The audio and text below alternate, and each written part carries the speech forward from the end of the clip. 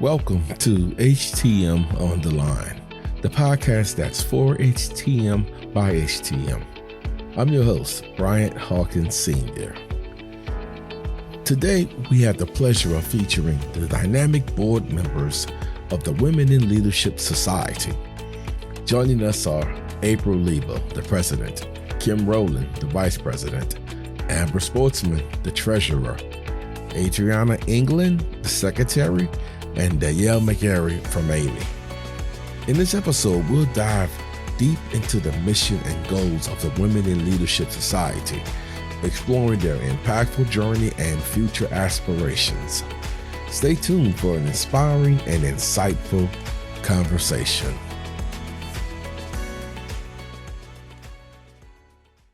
How you ladies doing this evening? Good. Wonderful. Thank you. Great. I'm just so glad we finally was able to get together. It started with 4. Now I see we have 5, which is great. And let's jump right into it. First question I'm going to ask, and I'm going to direct this toward you, Danielle. Can you share the inspiration behind the creation of the Women in Leadership group? What motivated each of you to join this movement, or you for that instance? Absolutely. And first and foremost, Bryant, thank you so much for having us on your podcast. I love being on this show. So it's such an honor to be back here today and talking about the Women in Leadership Society. To answer your question about the inspiration, about the creation, this was all April. And just really seeing a need for connection among women leaders in the HTM field. And she reached out to me about this group and, how could I not be part of this or not want to join? It's just such a great mission. And I was so elated when she reached out because I also agree that there's such a need for connection among women leaders and women in general in the HTM field. For those of you who don't know my background, I started off in an all male dominated 40-person self-op HTM department. And I was the only woman that worked in that department the whole time I was there for 7 years. And luckily my experiences were all positive, but it really shows the need for community for HTM females is just so necessary because there's so many unique challenges about just being a female in a male dominated field. And, that can also just become isolating if you don't have good connection points. Also once I learned about the group, I obviously wanted to be an individual contributor because I'm just so passionate about the mission, as we all are. But I also knew that Amy would want to help as well. And, as an organization, we are so excited about this initiative. And Amy is also happy to support this initiative 100%. And I think really what it really comes down to is that we're just all stronger together. Great points, Danielle. I'm curious to hear what Adri had to say about this. What's your thoughts on this, Adri? So I, as well as Danielle, am extremely excited to be part of this. For me, it was the fact that all of our visions were aligning. So April, myself, Kim, we all have the same visions, but we were holding it all internally. So partnering together, joining a group of strong, dedicated, passionate, and what I'm going to say, fearless women is exactly what I feel this HTM community needs. So I'm just blessed to join some fearless women, and that's what's inspiring me to actually be on the board of something new coming to the field. Great. Now, I was looking over your mission statement, and in the statement, it mentions the importance of bringing together a diverse mix of successful leaders. How do you define success in leadership, especially in the context of empowering women? Let's see, April, can you take that one for us? I sure can. So for me, putting the mission statement together and thinking about getting a diverse mix of women, I took that in a lot of different contexts because there are so many different avenues in our industry that you can go. We've got people that are working in straight healthcare. We've got people that are working in HTM. We have people like us, Amber, Adri, Kim, myself, that are working in more of the retail wholesale market. So there's just so many avenues that the women can come from and be a part of this group and bring their experiences and their stories and their leadership and their passion about what we do to the group. So that was first and foremost. But then in terms of really defining the success in leadership and what I feel is important is not necessarily always the title,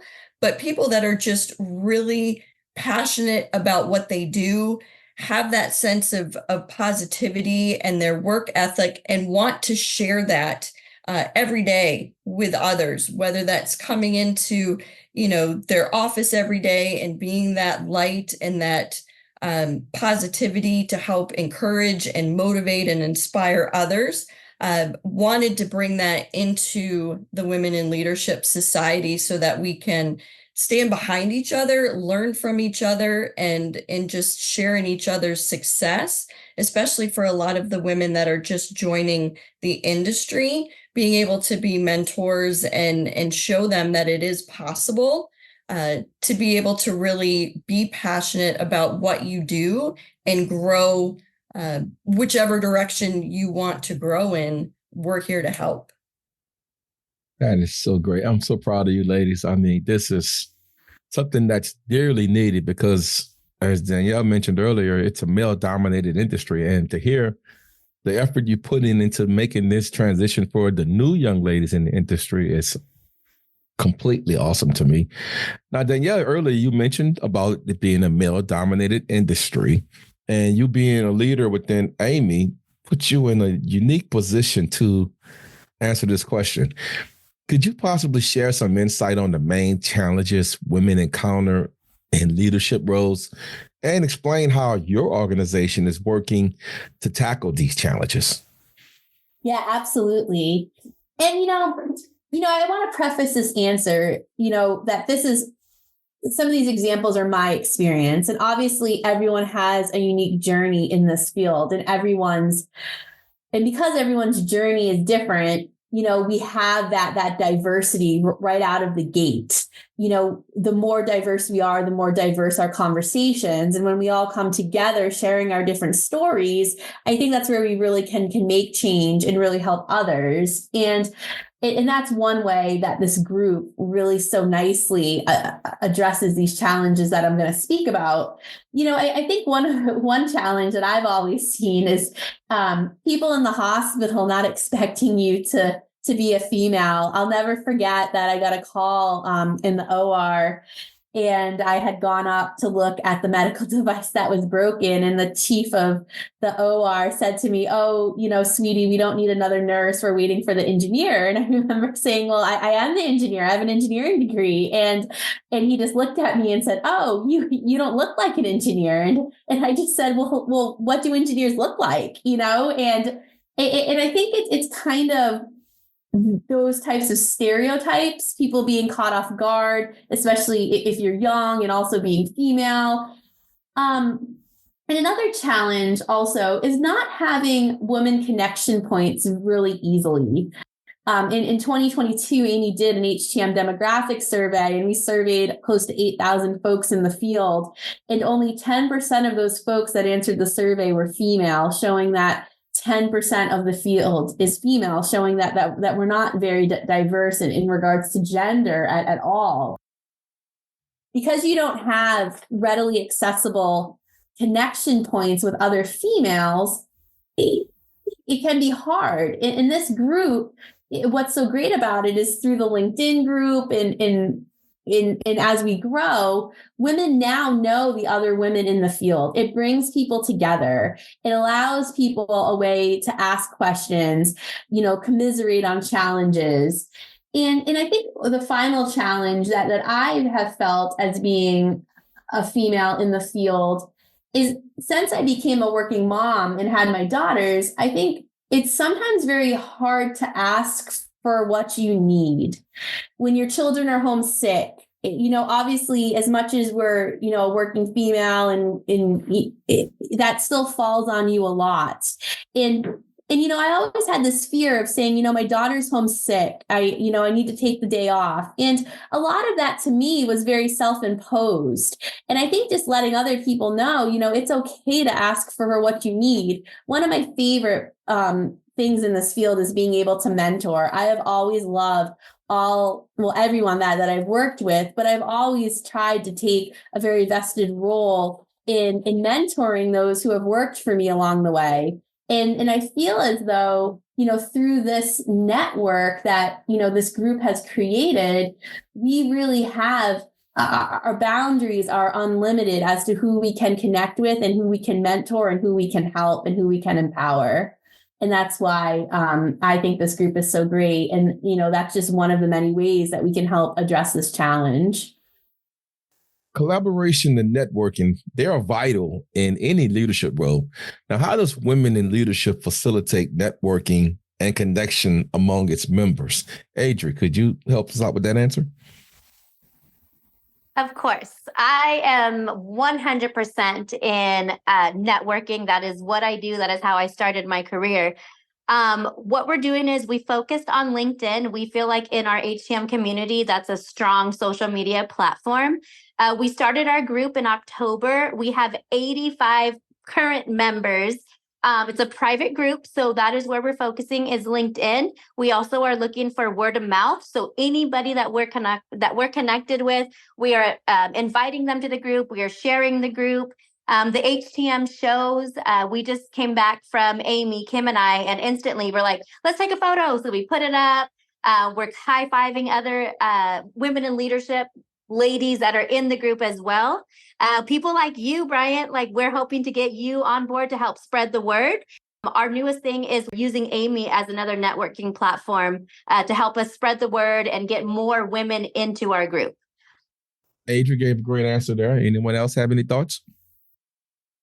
Through getting to know and hearing the stories and seeing the other people in the group, my hope is it's going to make other women feel comfortable being able to reach out to maybe somebody that they wouldn't have ever known before, wouldn't have ever thought to talk to. But now we've got this environment that really focuses on those connections and that networking and giving everybody an opportunity, whether it's through LinkedIn or finding them, through their work or personal emails, whatever it might be, but being able to just have that accessibility to reach out and just say, I would love to talk to you about your journey. Can you tell me a little bit more? Here's what I'm facing. How would you handle it?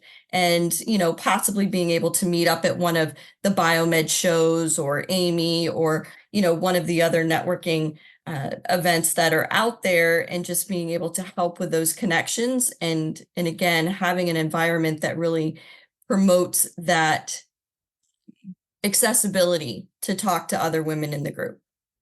Yeah, I agree. I'm going to jump in on this, April. I agree with that.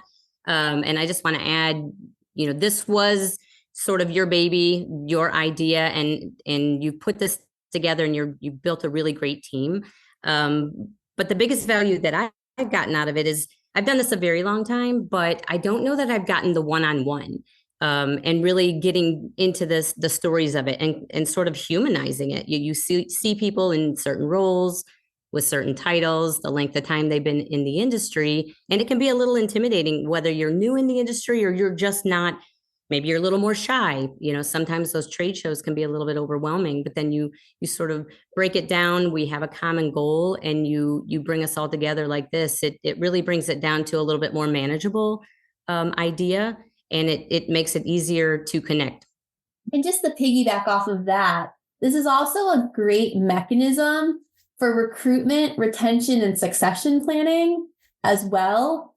We all know combined with not being very diverse, we have an aging workforce. Over 60% of the field is over the age of 60. And I think it's so important to succession plan for the future. And by having these kinds of networking events and connections, we're more apt to keep females in the field, help them grow their careers, and move up in a positive trajectory in the field. The last thing we'd want to do is lose female leaders or females that have just entered the field because they feel alone or unsupported or don't know who to turn to. And if you take that one step forward, when we talk about creating a pipeline into the field, we all know that people don't believe they can be what they cannot see. And females seeing other females and having a support system and seeing us out there will help people want to come into the field as well. And it opens doors. I know whenever I see other females in the field, I automatically feel like they're my best friends. You know, up here in Boston, there's a lot. Well, I wouldn't say a lot, probably still 10%, but all the women that I've met up here throughout my jobs at Hartford Hospital, the VA, Aramark, have become my friends. And, you know, because there's not many of us and we band together. And I think when we take that a step further, looking at, you know, when we do that outreach to high schools, to colleges, and females see other females, people more like them, it is very appealing to draw people in. And we are in desperate need of people to grow this field for the future, to ensure we have a strong future going forward. Great answers, ladies. Now, I have a question for all of you. Well, not a question, but more of a favor to ask. Like, I speak to a lot of high school kids, and as Danielle mentioned, not many of them, the young ladies, don't see females come and speak. If I was to go to one of these high schools and I set up a Zoom meeting, would any of y'all be open to remoting in and just expressing from a female perspective of the industry if I was able to set that up? Yes. Of course. Okay. Absolutely. Great. Of course. Absolutely. Because that be the, and you have a very diverse group, so that would be great. I'm just thinking while you guys are talking, and a lot of females be in the audience, but it would be great if they saw someone, like you said, look like them. So keep that thought in the back of your head. I'll definitely tap into all of y'all, if not one of y'all. Now, I'm looking at your mission statement, and it mentions that education is one of your core components. What types of educational resources and programs do you offer to support women in their leadership development?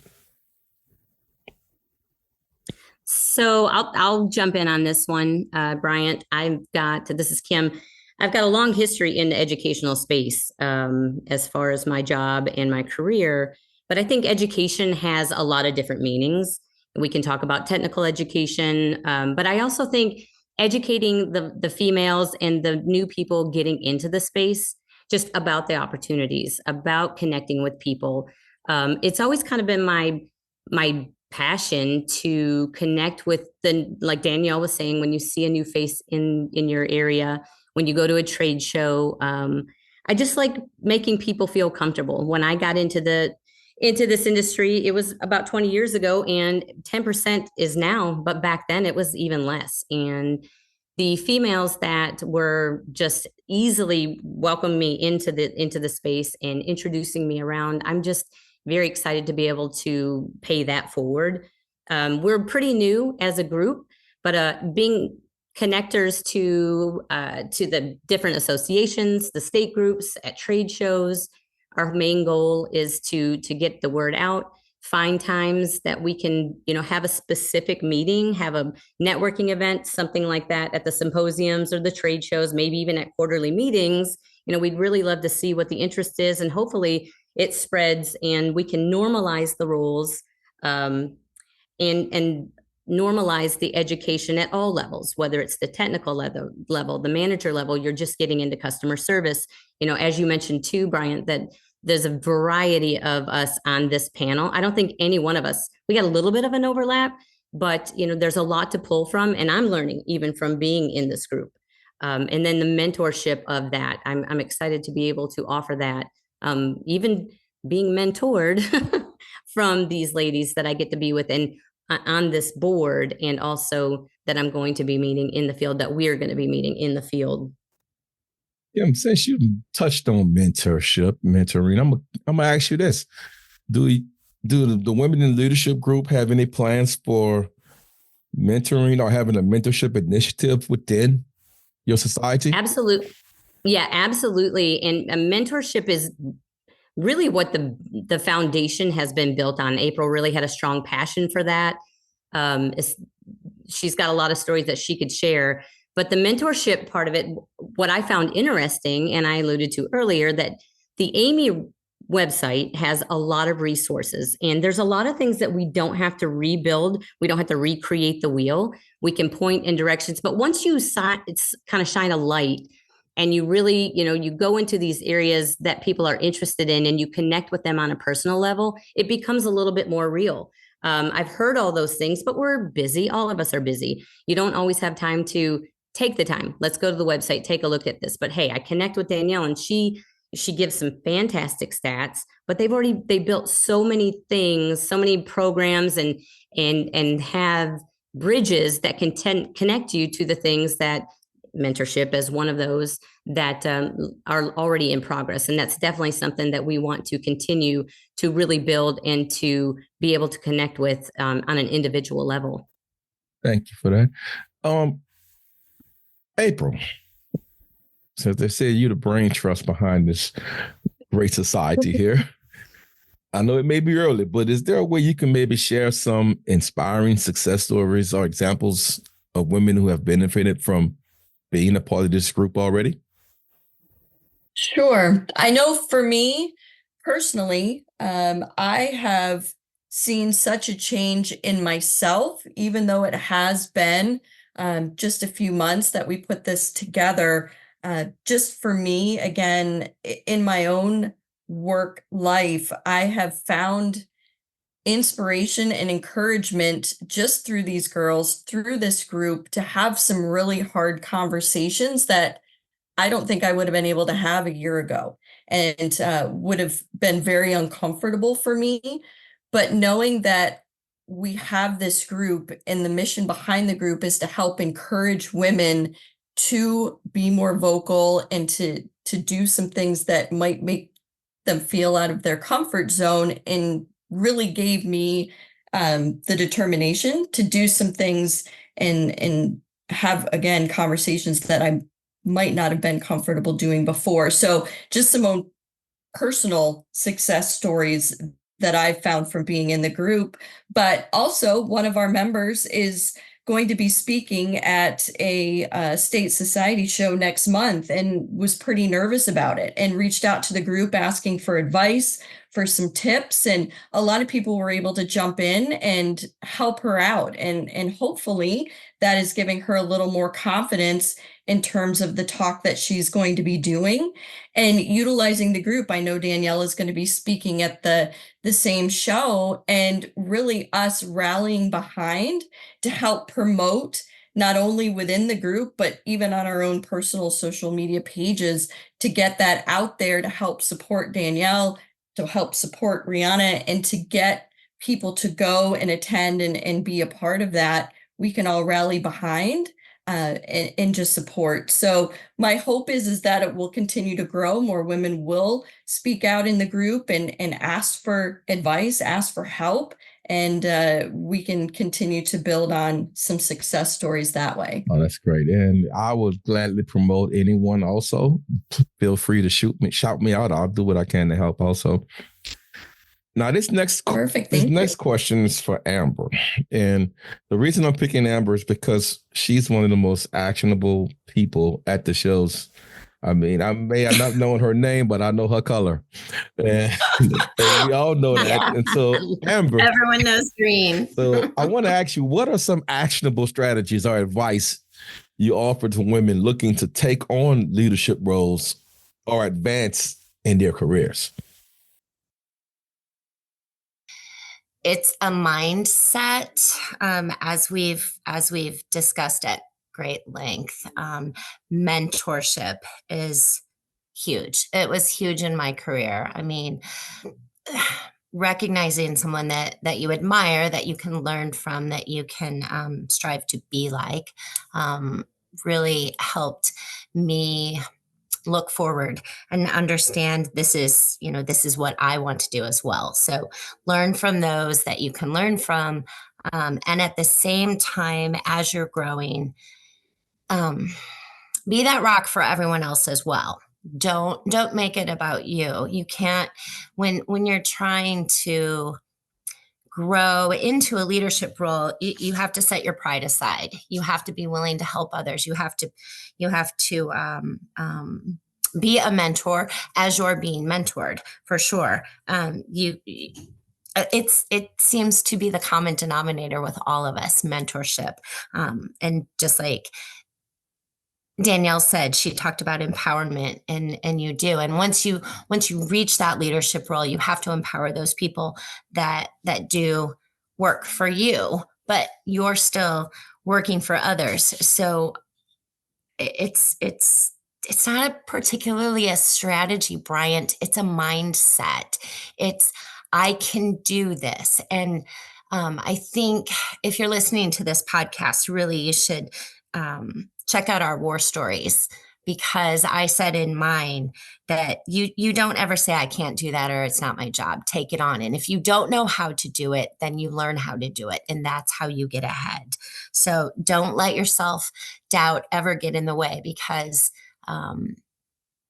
you can do it. We've all done it. We've accomplished it. Be true to yourself. So that would be my advice. Amber, I just want to tell you that's a great answer. And despite what you said, you gave some actionable actions there. You said you need to be a rock to someone. You need to be a servitude leader. You need to empower. You shouldn't doubt yourself. Those are some great strategies. And those are some actionable items. So you didn't think you were giving them, but you trust me, you was giving them. And I'm writing them down as you're talking. So trust me, they were very impressionable. A great answer. Now, thank you. Along with those strategies there, that also ties in with motivation. And reading once again from your mission, you guys want to build a motivating culture. That's one of your goals. Can you elaborate on what culture looks like and how it contributes to the women's growth and achievement within your society? Yeah, this is Adri. I'll take that one. Culture is something that I hold near and dear to my heart. In my current profession, I am the director, but I also am a leader for our engagement team. And learning and building what I feel culture is, I've realized for culture, there is no best definition for that. It's our beliefs that we're going to build. It's our general culture of shared beliefs, and it's setting patterns of just human activity and how we should treat each other in a community or a social group setting. So for me, we wanted to create a safe place for women, for young adults, for professionals. We want to have an open forum. So April's created this LinkedIn group that we marked as private because we're not too sure who's going to share their stories, who's going to share their journeys. And we want to make sure we have a safe place for them to be open and feel safe. The biggest thing that I'm building off of this culture right now is we are giving encouragement by experience. And to me, that is invaluable. We are a true testimony of what it takes to start at the bottom and work our way up. And that's the culture that we're bringing. We are bringing hard work, dedication, with a safe environment for all of us. And I've said it before, and I'll say it again. I truly believe together we can achieve more. And that's what April has provided with this Women in Leadership group. I'm going to pose this question to Danielle and Kim. How does Women in Leadership ensure inclusivity and support for women of all backgrounds and identities? How does Women in Leadership ensure this? Yeah, absolutely. So just before I give an answer, I'll give a couple more statistics about the HTM field as a whole. When we talk about inclusion and different backgrounds, when we did the diversity survey, only 8.5% of the HTM field, now this is the whole field, not just female, so this number would be even smaller if we were just looking at the female population, but as a whole, only 8.5% of the HTM field identifies as African American or Black, and only 7.3% of the field identifies as Hispanic or Latinx. So beyond just having a gender diversity issue, we also have a racial and ethnicity lack of diversity as well. But one positive statistic, just so it doesn't seem all loom and gloom, because we're here to make that better, be positive, and empower one another. Of the 10% females, 14% of HTM managers are female, which is pretty remarkable, because the 10%, the denominator, as we figure out that statistic, is the field as a whole. Then if you separate out the managers, which is even a smaller subset, you would think that percentage would go down, but it actually increased by 4%. So that shows that the women in the HTM field are succeeding and moving up in the field, which is very positive. And just the comments on, ensuring inclusivity. Obviously, this is a welcoming group of every background. And because of the LinkedIn group, the world isn't so large anymore. Anyone can join. And, with Amy being involved, we are an international association, and we do a lot of work with the international HTM associations as well. And, we can help, promote this group, not only domestically, but internationally. And I love listening to all the stats. We talk about these things, but, really showing the depth in that, and sort of that gap that we are improving on, and hopefully will be a big part of that. But I've not been a part of many industries. I've been in this one about 20 years, but inclusion and relationships and the co-opetition portion of that, I've always valued that. I talk to people that are successful, or, in different roles in other industries, and it's very hard to get your head around the co-opetition. But when I'm out there, we're all in it to, do well in our jobs, to grow. We're all out there to pay our bills and to eat and to, to be successful. But I just feel like there's a bigger section of us, male and female, that are willing to get out there and to help people. I think it's a people helping people industry. And when I'm at a show, I see new people or newer people, I want to help introduce them around. And the inclusion part of that has, nothing to do with skin color. Gender is something we're trying to focus on. I think this is not as much about gender, except for we've got to put some emphasis on that and really normalize. That's my word for tonight, is to normalize that for the female side of it and for the younger group, but inclusion of all, and welcoming people into the space. Right. I mean, Danielle has an engineering hat on with the stats. Kim, given the inclusion part, I can attest to all five of you ladies. I mean, I think I'm a pretty outgoing person, but when I met each of you, every single one of you was like greeting me with open arms as if we've been friends for years. So y'all all have that talent and skill set to bring individuals into your fold. And I think it's going to be a great thing what you guys have going on here. Now, what about upcoming events? Y'all mentioned a lot of shows and things like that. Do y'all have any type of women in leadership projects, events, initiatives coming up? Let's see, Adri, could you take that one? Of course, I am the secretary. So I'm making notes and I'm making meetings. So luckily we partnered with Danielle just in time. The Amy Exchange is coming up in June, located in Phoenix. And if you're attending, or if you can get a day pass, Amy is donating a room for us on Sunday, June 16th. It's going to be a 1-hour meet and greet. So it is our very first Women in Leadership reception, 4:30 to 5:30. You can meet the ladies on the panel, join the team. So that is our very first event coming up. Some projects, and again, Bryant, you should feel special. Our very first project was building this and spreading the word and talking about who we are and what we represent. So doing this podcast was on our list of projects to do, because we can't spread the word without the following. So thank you again for allowing us to talk about who we are and what we represent. I will be at Amy also, and I know it's a female-only event, but I do photography, and if you would need a media guy to come in there and take pictures of y'all event, I'll offer that to you guys as a love offering. But I know it's female only, so I might not be the guy for it, but that's something y'all can utilize if y'all like. Now, Brian, let me stop you there for 1 second. This is Adri. Mhm. I'm glad that you said that, because as we started this group, we started to talk about, is this women only? Who can be in the group? And we're building it as women. We're taking on the role to start this group. But eventually down the road, whether it's 6 months, 9 months, or maybe even a year, we want to mentor and give advice to our entire community, not just women, but us women leaders are taking on the role of getting this started before we reach out to everybody in our community. Now, you mentioned about using my podcast to get the word out.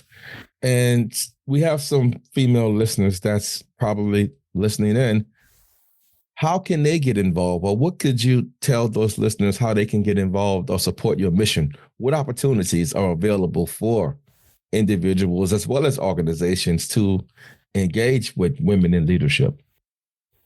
I'll jump in on that one. So first and foremost, obviously, we're trying to just grow the group. So whether that's word of mouth, totally appreciating your helping to spread the word. But the more women we can get involved in the group, the more we can brainstorm ideas on what we can do and what the needs are of the women in the industry out there. But joining the LinkedIn community, and if you are a member of the group, inviting other women, sharing the link, sharing what we do, talking up just some of the different initiatives that we have going on. The more people we can get in, obviously, the more we're going to be able to do. But always looking for, like Adrianna mentioned, doing the networking event at Amy, anybody that would be willing to sponsor that. The hope is, as we grow, as we get bigger, to do more networking events, at the different society meetings. And we're always going to be looking for sponsors if we do need, help getting a room or help with anything that we might be doing. So if somebody is interested in wanting to participate or engage at all with the women in leadership, we are more than open to having those conversations. But I think right now out of the gate, it's just a matter of spreading the word and making sure that the women in the industry know that we're here and would love for them to be a part of it and to hear their stories and have them just contribute and help, again, mentor and do what they can to encourage the other women in the industry. Can I add also, April, you mentioned that we need to invite and ask the other ladies to invite. You cannot, because it's a private group, Bryant, you cannot search for it. So it's not like we're trying to exclude anybody, but we're trying to keep it private, trying to really cultivate our mission. And if you see anybody on there, talk to anybody on this podcast, you can reach out to any one of us on LinkedIn and we can get an invite sent out to you. Okay, that's great. That's great information there. Amber, I want to pose this question toward you. Being you're a leader in this industry, what are some common misconceptions or stereotypes about women in leadership you may have seen? And if so, how would the Women in Leadership group address these type of challenges in your mission? I've been in this industry for 34 years, believe it or Wow. not. I have experienced some amazing people, both men and women, and that have lifted me up and praised me. I can only speak of my personal experience. So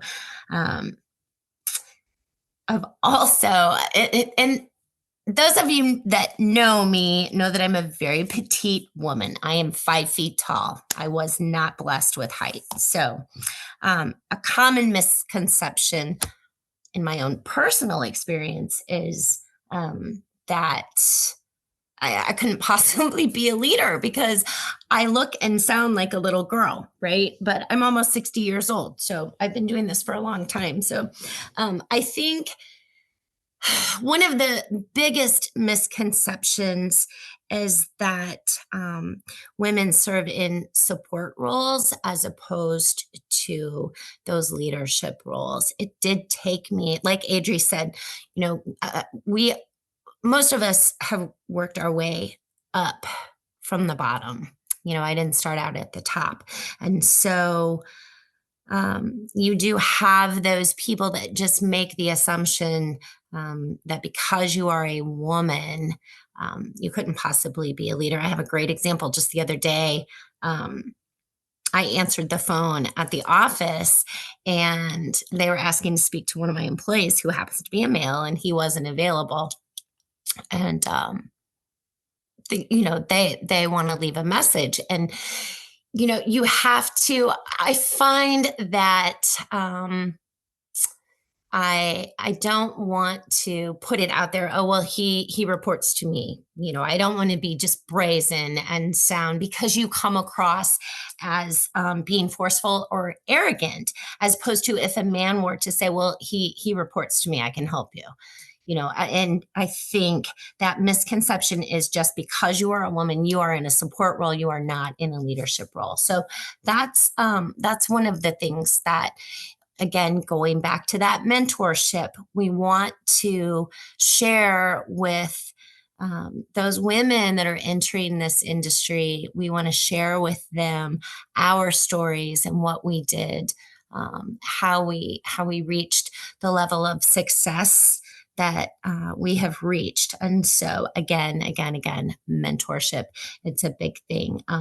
That would be how we're going to address it, I would say. But show your confidence, ladies. It's not arrogance, it's just confidence. And don't let anyone ever get you down on it. There's a lot of jealousy as well. And women, you support the other women. That is something that I have witnessed in my 34 years. Women being jealous of other women's success. We have to turn that around. You need to support one another. So that. Great answer. I want to ask you this question also, Amber.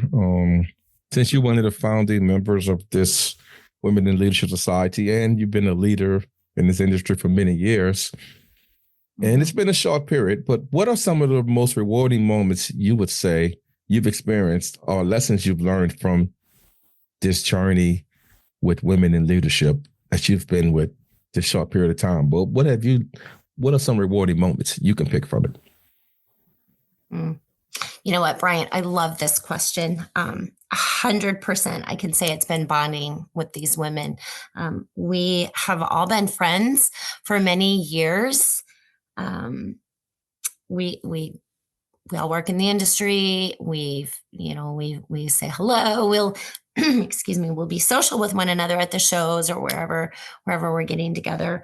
But I have gotten to know each of them on a much more personal level, and finding out that our stories are so similar, that we share the same fears, we share the same motivations. It's really just given me a new perspective on my own journey. I felt a little bit like maybe I was the only one feeling the way I was feeling, again, going back to what I just answered previously. Don't have that fear. Show your confidence and don't be afraid to show it. And so they've really lifted me up. And April spoke on it too, with her confidence in being able to say some things in meetings that she didn't think, before we had done this, that she'd have been able to do. So I think it's just that camaraderie that we've got with one another. And I'm just so grateful that we're starting this group, and hopefully we can share that with other women in our industry. I love it. Is there anybody else want to share some thoughts on this question? Well, I love this question too, mainly because it's exciting to know how much like-mindedness there is out there. The generosity of these ladies on the panel, and just that the outpouring that we're starting to get of people that are in the same boat, that want to think the same way, but they want to get on board and find ways to help other people. That's exciting.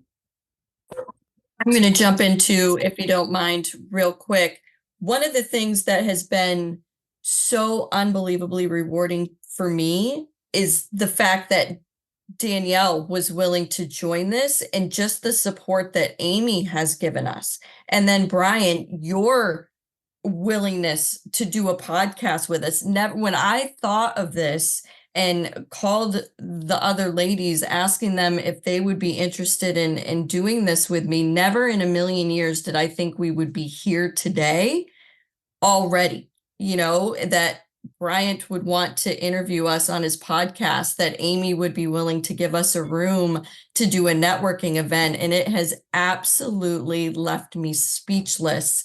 And so to me, just the outpouring of support has been so unbelievably rewarding.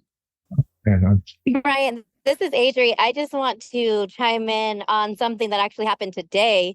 It was a very rewarding moment. I had shared one of our War Story Wednesdays with my team currently, and one of the girls reached out to me. She hadn't accepted our invitation yet and said, like, hey, Adrianna, is it okay that I chime in? Because I'm not a leader. I'm just a tech. And I said, well, you know what? Join our group and you will be the best tech we've ever seen. And just knowing that you don't need a title to be a leader is exactly, the reward and the benefits that I'm getting by being on this panel. Definitely. Oh man, y'all answers are great. Looking ahead, what are some long-term goals and aspirations for the Women in Leadership Society? How do you envision it evolving into the future? April? So for me, obviously long term, it's just recruitment and having hundreds and hundreds of women join and be a part. And every day we're learning more and hearing more from all of the women in the industry and becoming such a draw, and I might say fun society, that it encourages more women to want to join. The more we can get the word out, the more people hear about us.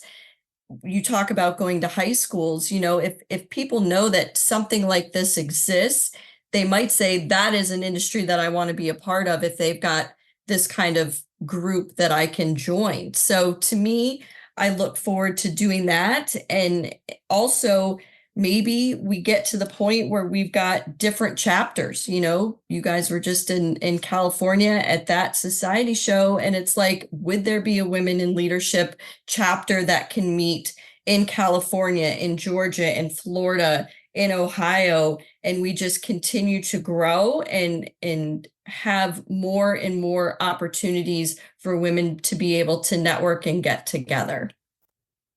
Exactly. And I want Danielle's statistics to be a lot bigger too. When we have this call again in 1 year, maybe Danielle will be able to report and do a comparison. I would love to see that. Anyone else want to chime in?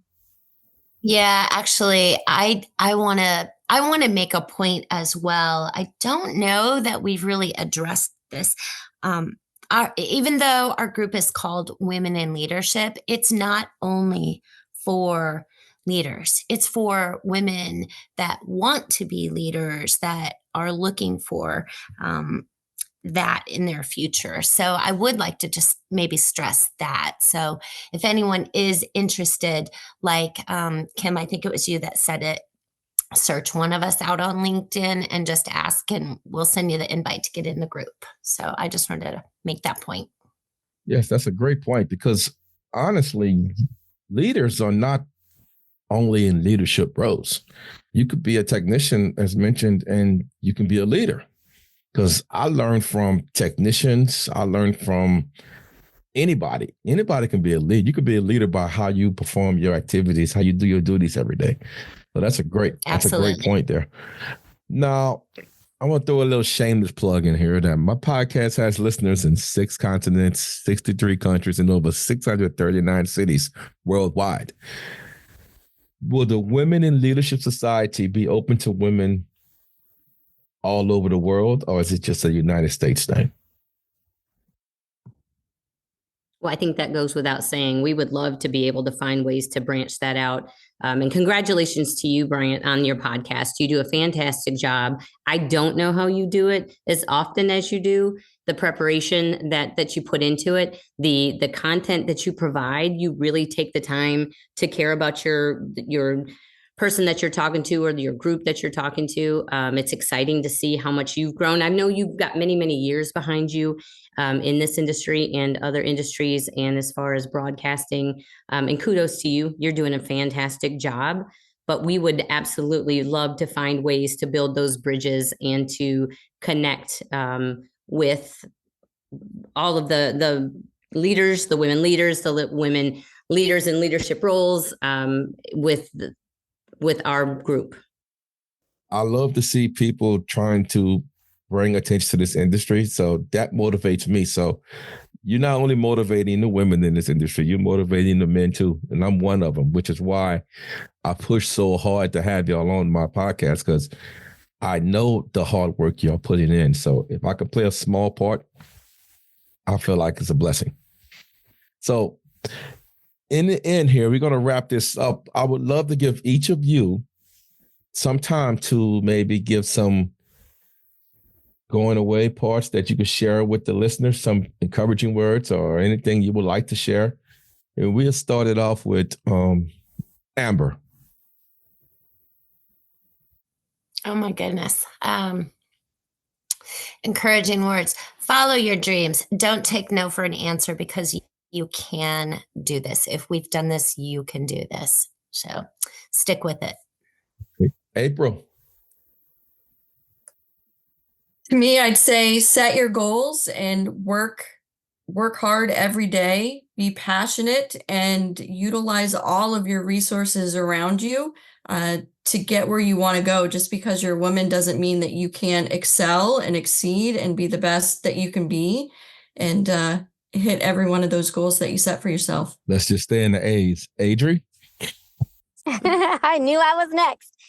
For me, I'm going to go ahead and repeat what I said earlier. You do not need a title to be a leader. You just need to be someone that someone needs to follow and wants to follow. So if you look at me, my appearance, I do not look like a director of inside sales. I have colored hair and tattoos, which is not your typical director position. However, I want the young women and just different women coming into the industry that has the knowledge, that has the drive to be in this position, to know it's okay. Leaders come in all different shapes and sizes. Right. Danielle? Yeah, I think if I had any knowledge to impart is, kind of what I said earlier, we're all stronger together. And I also think, part of this bringing everyone together is knowing that every day is not always going to be easy. But when you look back on the trajectory of your career, you don't focus on those bad days. You focus on all the good, and you look back, and hopefully you can look back with a smile and, really have found a career. I mean, I know I couldn't imagine doing anything else. And I think it's important to always remember that we've up to this day in time, we have always made it through 100% of our hardest days, and we can all do hard things, and we can do them together. Right. And Kim, you can close it out. I'm going to close it out very simply. Thank you, Bryant. I have always lived by this, but you should always leave people and things better than you find them. Wow, that's great. Now, I have one more question for April. I know all the ladies was mentioning how this was your brainchild. So you kind of touched on it earlier, but it has to feel kind of, I guess, outside body moment to see that you thought of it, and I don't know how many months it's been. Maybe you could tell us that you mentioned it's moving so fast. I just want you to know it's probably going to pick up even more now. But how do you feel knowing that you brought something to life that's going to make a difference? I promise you. I want to know your thoughts. It's hard to even put into words, because it has already exceeded anything that I thought it would ever be. I'm so honored that the ladies wanted to be a part of it and agreed to join the board. I'm just, again, it leaves you speechless to just see where it's gone in such a short amount of time, and the support that we've gotten.